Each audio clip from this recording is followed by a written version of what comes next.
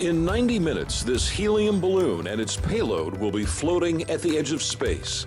On the way, it will sail through the jet stream, survive temperatures as cold as 90 below zero, and hover in the near vacuum of the upper atmosphere, conditions quite similar to the surface of Mars.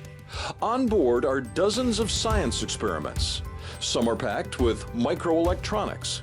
Others are more simple, but no less scientific. How will plant seeds grow after being exposed to radiation that doesn't reach Earth? Will a marshmallow come back freeze-dried and twice as big? Can a piece of film capture a cosmic particle?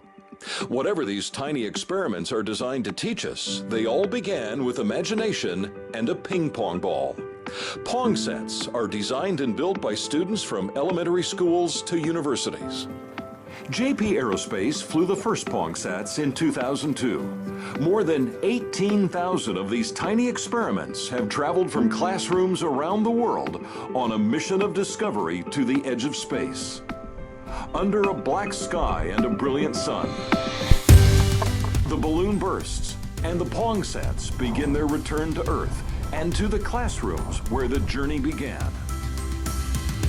Science, math, engineering, technology. There's a lot to be learned on the voyage to the edge of space, and nothing quite like PongSat to take you there. You want to change it? The only cost is postage and a ping pong ball. The ride to the edge of space is free, and the next flight is departing soon.